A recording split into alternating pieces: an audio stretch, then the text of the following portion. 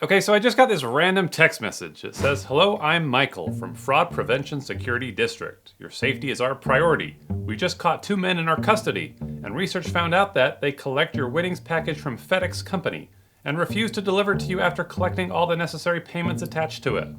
Now this certainly got my attention. I said, "Really? Where?" He said, "Yes, we found some package been kept by them, some half spent. Now I need you to tell me how much package you are expected to get but wasn't delivered." I said, "I'm trying to think. Where was the package from?" He said, "It's a lottery money stuff that was supposed to get to you long time ago." Lottery money stuff, huh? I said, "How much are we talking about?" And he said, "Approximately $500,000. Wow, I'm surprised they managed to fit $500,000 cash inside this box.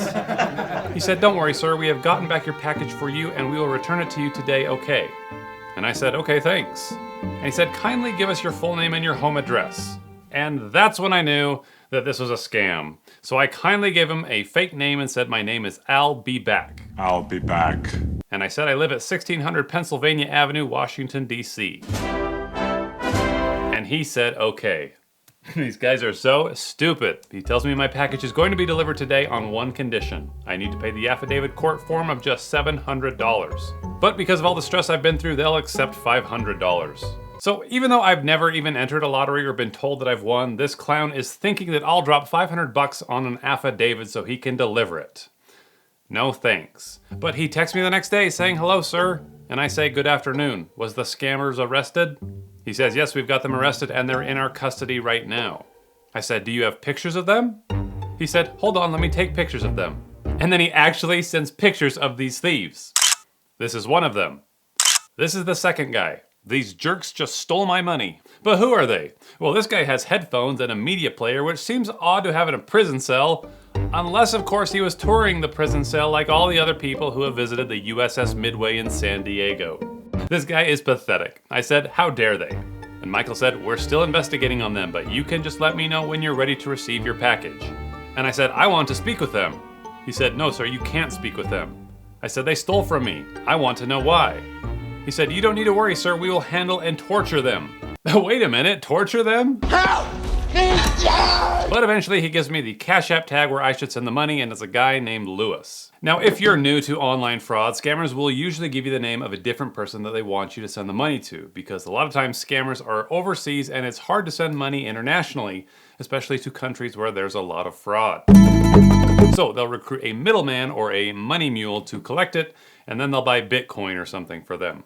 So let's see if we can figure out who this middleman is and get him in trouble. So I said, "Who is Lewis?" He says, "That's the delivery man that's going to deliver your package." I said, "Can I get his phone number and I will talk to him?"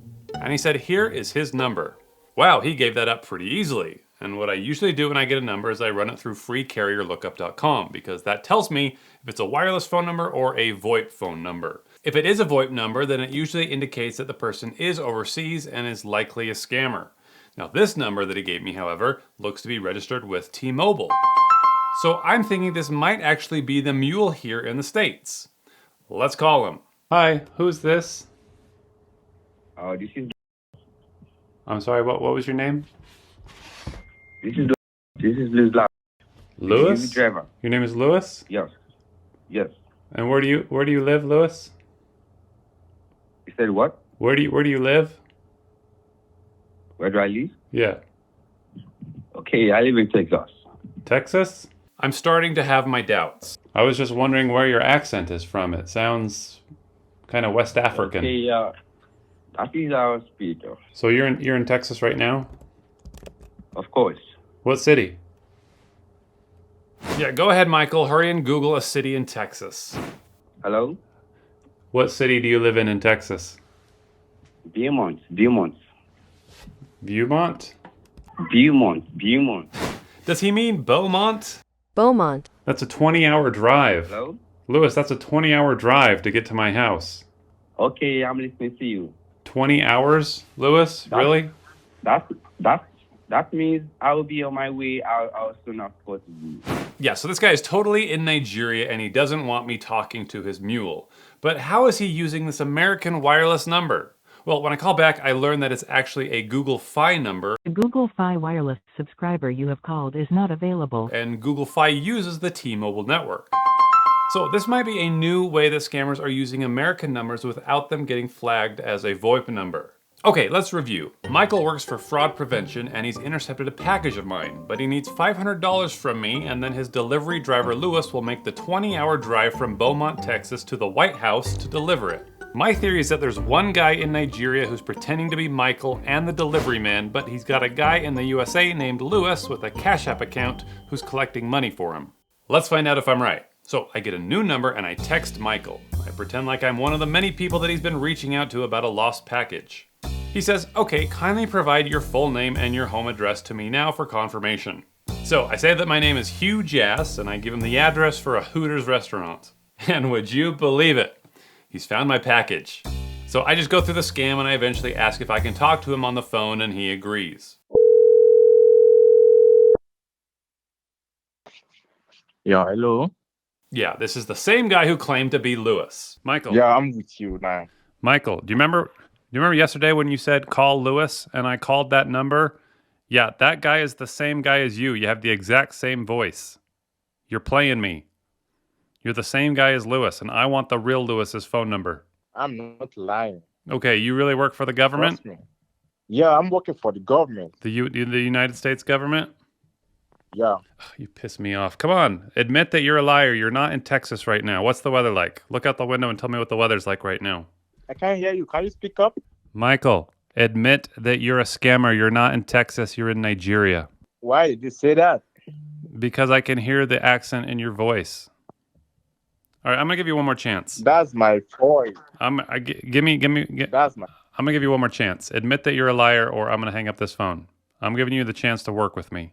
Okay, you want me to work with you? Yeah. Okay, which work I can do for you? I want you to tell me who this guy is. Who's this Lewis guy? He is your guy. If I tell you the truth, what do you want to do for me? I'll pay you the money that you're asking me for. Who's Lewis? You promise? Sure. How much are you gonna pay me? $200. If I tell you the truth, will you give me $500? No, I'm not gonna give you $500. I said $200. You have to promise me that. Oh my gosh, I just did promise you. $300. What do you have to lose? I said $200. You have 3 seconds or I'm hanging up. Do you want to take the deal or not? $200 if you tell me who Lewis is. Do you want it or not? $300, right? $200. You have 3 seconds to decide. 1, 2, 3. Okay, I'm gonna go find somebody else. You don't want the money? I'm gonna go find somebody else. Okay, I've heard you. Let me call you back. Just give me a few minutes. I'll call you back. Okay, bye. And he never called me back. This kid really thinks that he's going to have better luck convincing people that he's holding a lottery package of theirs than actually working for a living.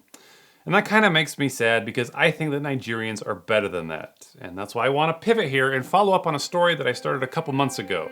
Some of you will remember that I met a man named Kingsley in Abuja, Nigeria, who was suffering from kidney failure. And he couldn't afford a transplant and he truly thought his life was ending. But he didn't scam anyone to raise the money. He used his head and he worked with me to create an online course called Smartphone Safety Pro to help young people avoid scams and learn safe online habits. He helped me write the curriculum and design a website and market it. And many of you bought the course and you gave feedback. And today, I want to report back that because of your support, Kingsley got the long-awaited transplant that he needed. I feel now I can, forge ahead for the future, fight for my family because I'm like the breadwinner of the house. And, my children and kids will be able to see me grow up. I will be able to see them grow rather. It's a good thing for me and I'll be able to go back to work and stronger, better. And I'm very, very grateful for the opportunity. To me, it's like a second chance, and I'm going to take it well. This video is actually produced by Tay, a Nigerian filmmaker, further showing you that you can do better things for money in Nigeria than scamming.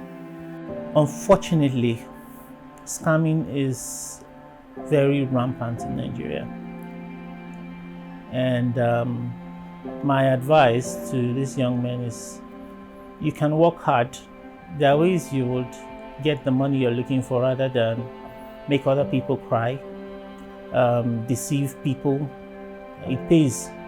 It pays to do legitimate things and be better. Have a conscience. Kingsley's life was saved because he went to work.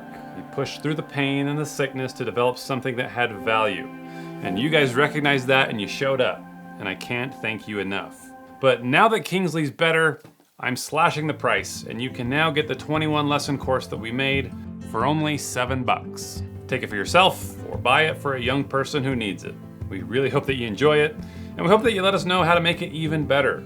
Well, I hope that this video made you laugh, but I really just wanted to say thank you again for all your support. I hope that we can tell more stories like Kingsley's going forward, and I think that with your help, we can. So stay safe out there, and I will talk to you later.